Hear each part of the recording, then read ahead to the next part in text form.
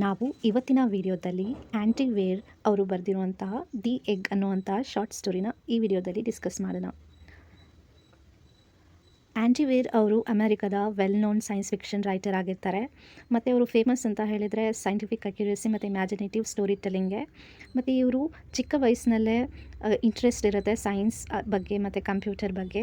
ಇವರು software engineer ಆಗಿ work ಮಾಡಿದ್ದಾರೆ. ಆಮೇಲೆ ಫುಲ್ ಟೈಮ್ ಆಥರ್ ಆಗ್ತಾರೆ. ಇವರಿಗೆ ವರ್ಲ್ಡ್ ವೈಡ್ ಫೇಮ್ ಸಿಕ್ಕಿದೆ. ಏನು ಅವರು ನಾವೆಲ್ ಬರೆದಿದ್ದಾರೆ, ಮಾರ್ಷಿಯನ್ ಅನ್ನುವಂಥ ನಾವೆಲ್ ಇದೆ.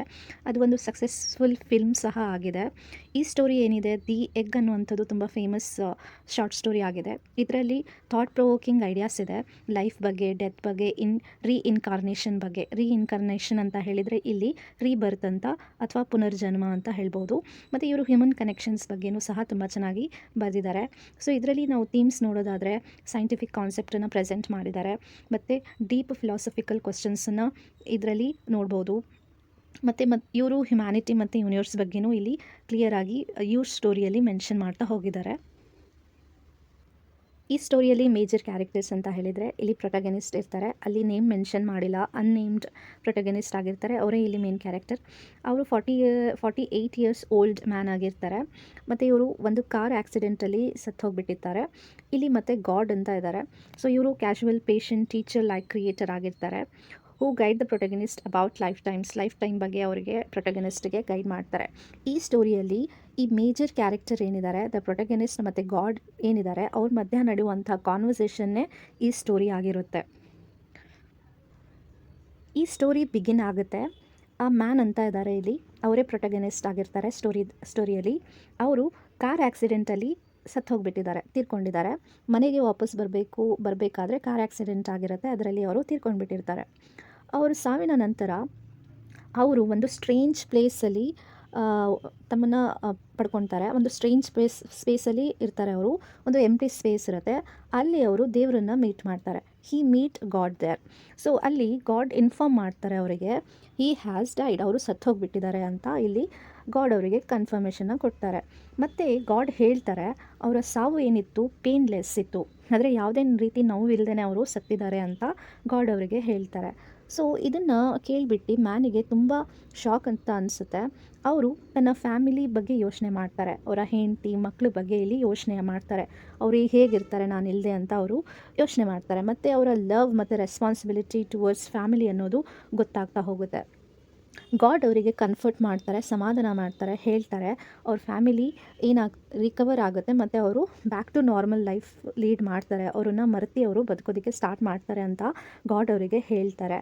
ಆವಾಗ ಮ್ಯಾನ್ ಕೇಳ್ತಾನೆ, ಸೊ ಅವರು ಹೆವೆನಿಗೆ ಹೋಗ್ತಾರಾ ಅಥವಾ ಹೆಲ್ಲಿಗೆ ಹೋಗ್ತಾರಾ, ಅಂದರೆ ಸ್ವರ್ಗಕ್ಕೆ ಹೋಗ್ತಾರಾ ಅಥವಾ ನರಕಕ್ಕೆ ಹೋಗ್ತಾರಾ ಅಂತ ದೇವರಿಗೆ ಕೇಳ್ತಾರೆ. ಆವಾಗ ಗಾಡ್ ಹೇಳ್ತಾರೆ, ಸರ್ಪ್ರೈಸ್ ಮಾಡ್ತಾರೆ ಅವರಿಗೆ, ಹೇಳ್ತಾರೆ ಅವರು ಎರಡೂ ಕಡೆನೂ ಹೋಗ್ತಾ ಇಲ್ಲ, ಸ್ವರ್ಗಕ್ಕೂ ಹೋಗ್ತಾ ಇಲ್ಲ, ನರಕಕ್ಕೂ ಹೋಗ್ತಾ ಇಲ್ಲ. ಆದರೆ ಅವರು ಹಿ ವಿಲ್ ಬಿ ಇನ್ಕಾರ್ನೇಟೆಡ್, ಅಂದರೆ ಅವ್ರಿಗೆ ಹೇಳ್ತಾರೆ ಸೊ ಅವರು ಮತ್ತೊಂದು ಜನ್ಮ ಪಡೆಯುತ್ತಾರೆ, ಅಂದರೆ ಪುನರ್ಜನ್ಮನ ಪಡಿತಾರೆ ಅಂತ ಇಲ್ಲಿ ಹೇಳ್ತಾರೆ. ಅನದರ್ ಹ್ಯೂಮನ್ ಲೈಫ್, ಮತ್ತೊಂದು ಜನ್ಮ ಅವರು ಪಡಿತಾರೆ ಅಂತ ಇಲ್ಲಿ ದೇವರು ಅವರಿಗೆ ಹೇಳ್ತಾರೆ. ಸೊ ಇಲ್ಲಿ ನೆಕ್ಸ್ಟ್ ಕಾನ್ವರ್ಸೇಷನ್ ಕಂಟಿನ್ಯೂ ಆಗುತ್ತೆ ಅವ್ರದ್ದು. ಗಾಡ್ ಅವರಿಗೆ ಎಕ್ಸ್ಪ್ಲೈನ್ ಮಾಡ್ತಾರೆ, ಏನು ಈ ರೀಇನ್ಕಾರ್ನೇಷನ್ ಅನ್ನೋದು ಏನಿದೆ ಅದು ಸತ್ಯ ಆಗಿರುತ್ತೆ. ಓಕೆ, ಮನುಷ್ಯ ಮತ್ತೊಂದು ಜನ್ಮ ಪಡಿತಾನೆ, ರೀಬರ್ತ್ ಆಗುತ್ತೆ ಅಂತ ಇಲ್ಲಿ ಹೇಳ್ತಾರೆ. ಸೊ ಮನುಷ್ಯ ಸಾಯೋದಕ್ಕಿಂತ ಮುಂಚೆ ಅವರು ಬಹಳಷ್ಟು ಜೀವನ ಅಥವಾ ಲೈಫ್ಸನ್ನು ಅವರು ಬದುಕಿರ್ತಾರೆ ಅಂತ ಇಲ್ಲಿ ಹೇಳ್ತಾರೆ. ಸೊ ಆದರೆ ಅವರಿಗೆ ಅದೇನು ನೆನಪಿರೋದಿಲ್ಲ ಅಂತ ಇಲ್ಲಿ ಹೇಳ್ತಾರೆ. ಸೊ ಎಲ್ಲ ರೀತಿಯ ಎಕ್ಸ್ಪೀರಿಯೆನ್ಸ್ ಅವರಿಗೆ ಆಗಿರುತ್ತೆ ಅಂತ ಹೇಳ್ತಾರೆ. ಅವ್ರ ಆತ್ಮ ಅನ್ನೋದು ಮತ್ತೊಂದು ಜನ್ಮ ಪಡೆಯುತ್ತೆ ಅಂತ ಇಲ್ಲಿ ದೇವರವರಿಗೆ ಹೇಳ್ತಾರೆ. ಓಕೆ, ಗಾಡ್ ಕಂಪೇರ್ ಮಾಡ್ತಾರೆ ಹ್ಯೂಮನ್ ಎಕ್ಸಿಸ್ಟೆನ್ಸ್ ಹೇಗೆ ಅಂತ ಹೇಳಿದರೆ, dipping a finger into a water. So ವಾಟರಲ್ಲಿ, ನೀರಲ್ಲಿ ನಾವು ಎಷ್ಟು ಸಲ ನಮ್ಮ ಫಿಂಗರ್ಸ್ನ ಡಿಪ್ ಮಾಡ್ತೀವೋ ಹಾಗೆ ರೀತಿ ಮನುಷ್ಯನ ಅಸ್ತಿತ್ವನೂ ಹಾಗೆ ಅಂತ ಇಲ್ಲಿ ಅವರು ಕಂಪೇರ್ ಮಾಡ್ತಾರೆ. ಸೊ ಇಂಡಿವಿಜುವಲ್ ಲೈಫ್ ಅನ್ನೋದು ಏನಿದೆ ಒಂದು ಟೈನಿ ಪಾರ್ಟ್ ಆಫ್ ದಿ ಸೋಲ್ ಅಂತ ವಾಸ್ಟ್ ಎಕ್ಸ್ಪೀರಿಯೆನ್ಸ್. ಈ ಸೋಲ್, ಆತ್ಮ ಅನ್ನೋದು ಏನಿದೆ ತುಂಬ ವಾಸ್ಟ್ ಎಕ್ಸಿಸ್ಟೆನ್ಸ್ ಅಂತ ಇಲ್ಲಿ ಹೇಳ್ತಾರೆ. ಅಂದರೆ ಇಲ್ಲಿ ಆತ್ಮಕ್ಕೆ ಸಾವಿಲ್ಲ ಅನ್ನೋದು ಗಾಡ್ ಹೇಳ್ತಾ ಇದ್ದಾರೆ ಅನ್ನೋದು ನೋಡ್ಬೋದು. ಇವಾಗ ಆ ಮ್ಯಾನಿಗೆ ಹೇಳ್ತಾರೆ, ಗಾಡ್ ಹೇಳ್ತಾರೆ, he will next B Born as A Chinese peasant girl. Next ಇನ್ನೊಂದು ಜನ್ಮ ಅವರು ಪಡೀತಾರೆ, ಅವರು ಚೈನೀಸ್ ಪೆಸೆಂಟ್, ಅಂದರೆ ಪೆಸೆಂಟ್ ಗರ್ಲ್ ಆಗಿ ಅವರು ಹುಡ್ತಾರೆ ಅಂತ ಇಲ್ಲಿ ಹೇಳ್ತಾರೆ. 540 AD ಅಂತ ಇಲ್ಲಿ ಹೇಳ್ತಾರೆ. ಓಕೆ, ಅದು ಕನ್ಫ್ಯೂಸ್ ಆಗುತ್ತೆ ಆ ಮ್ಯಾನಿಗೆ, ಬಿಕಾಸ್ ಮೂವಿಂಗ್ ಬ್ಯಾಕ್ವರ್ಡ್, ಅಂದರೆ ಅದು ಬ್ಯಾಕ್ವರ್ಡ್ ಮೂವ್ ಆಗ್ತಾ ಇದೆ. ಅಂದರೆ ಸೊ ಎ ಡಿ ಅನ್ನೋದೇನಿದೆ ಬ್ಯಾಕ್ವರ್ಡ್ ಮೂವ್ ಆಗ್ತಾ ಇದೆ ಅಂತ ಇಲ್ಲಿ ಅವರಿಗೆ ಕನ್ಫ್ಯೂಷನ್ ಆಗುತ್ತೆ. ಗಾಡ್ ಎಕ್ಸ್ಪ್ಲೇನ್ ಮಾಡ್ತಾರೆ. So time exist only within the human universe and that from a higher prospective all life occur simultaneously. So ಇಲ್ಲಿ ಹೇಳ್ತಾರೆ, ಸೊ ಮನುಷ್ಯನ ಜೀವನ ಅನ್ನೋದು ಹೇಗೆ ಇದೇ ರೀತಿ ಅಸ್ತಿತ್ವ ಎಕ್ಸಿಸ್ಟ್ ಆಗ್ತಾರೆ ಅಂತ ಹೇಳ್ತಾರೆ. ಈ ಹ್ಯೂಮನ್ ಯೂನಿವರ್ಸಲ್ಲಿ ಹೀಗೆ ನಡೆಯುತ್ತೆ ಅಂತ ದೇವರವರಿಗೆ ಕನ್ಫರ್ಮೇಷನ್ನ ಕೊಡ್ತಾರೆ. ಸೊ ಅವ್ರ ಡಿಸ್ಕಷನ್ ಹೀಗೆ ಮುಂದೆವರಿಯುತ್ತೆ.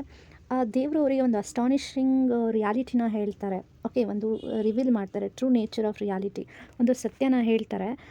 ಏನು ಅಂತ ಹೇಳಿದ್ರೆ, man discover that every human being who has ever lived or will ever live is actually same soul.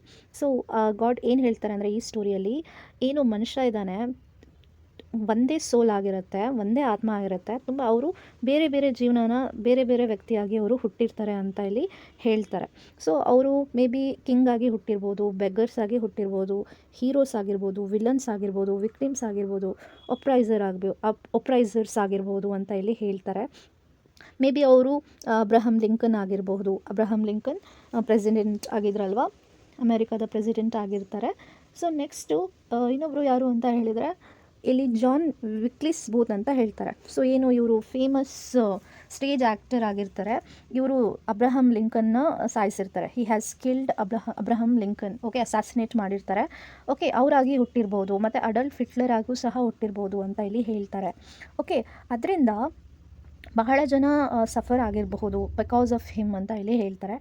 So ಒಬ್ಬ ಆತ್ಮ ಸಹ ಹೇಗೆ ಹುಟ್ಟಿರ್ಬೋದು ಅಂದರೆ, ಒಂದು ಜೀಸಸ್ ಆಗಿ ಸಹ ಅದು ಆತ್ಮ ಹುಟ್ಟಿರ್ಬೋದು.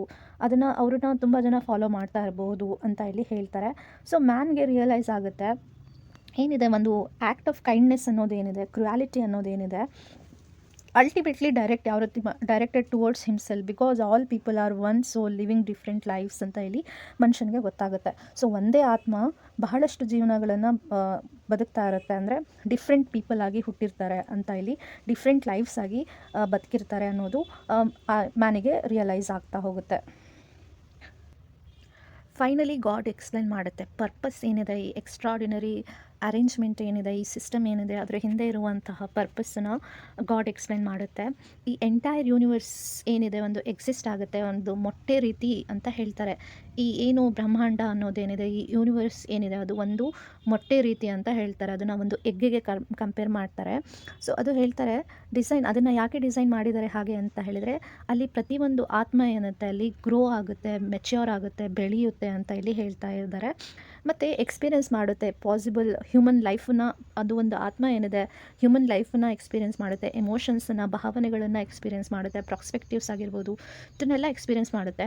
ಮತ್ತು ಸೋಲ್ ಏನಿದೆ ಗ್ರ್ಯಾಜುವಲಿ ಡೆವಲಪ್ ಆಗುತ್ತೆ, ಬೆಳೀತಾ ಹೋಗುತ್ತೆ. ವಿಸ್ಡಮ್ ಆಗಿರ್ಬೋದು, ಕಂಪ್ಯಾಷನ್ ಆಗಿರ್ಬೋದು, ಅಂಡರ್ಸ್ಟ್ಯಾಂಡಿಂಗ್ ಅದರಲ್ಲಿ ಬರ್ತಾ ಹೋಗುತ್ತೆ ಅಂತ ಹೇಳ್ತಾರೆ.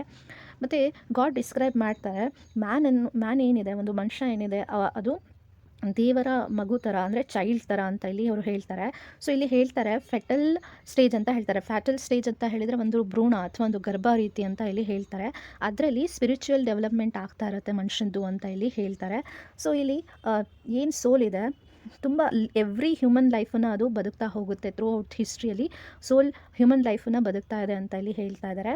And it will be ready to be born, ಮತ್ತು ಅದು ಹುಟ್ಟೋದಕ್ಕೆ ರೆಡಿ ಆಗ್ತಾ ಇರುತ್ತೆ. ಆದರೆ ಆ ಮೊಟ್ಟೆಯಲ್ಲಿ ಅದು ಮೆಚ್ಯೂರ್ ಆಗಿ ಮನುಷ್ಯನಾಗಿ ಹುಟ್ಟುತ್ತೆ ಅಂತ ಹೇಳ್ತಾರೆ. As being like god, understanding this, ಇದನ್ನು ಅರ್ಥ ಮಾಡ್ಕೊಂಡು ಮ್ಯಾನಿಗೆ ರಿಯಲೈಸ್ ಆಗುತ್ತೆ ಈ ಯೂನಿವರ್ಸ್ ಏನಿದೆ ಇದು ಒಂದು ಕಂಪ್ಲೀಟ್ ಒಂದು ಎಗ್ ಇದ್ದಂಗೆ ನರ್ಚರಿಂಗ್ ಅಂತ ಹೇಳಿದರೆ ಪೋಷಣೆ ಮಾಡ್ತಾ ಇದೆ.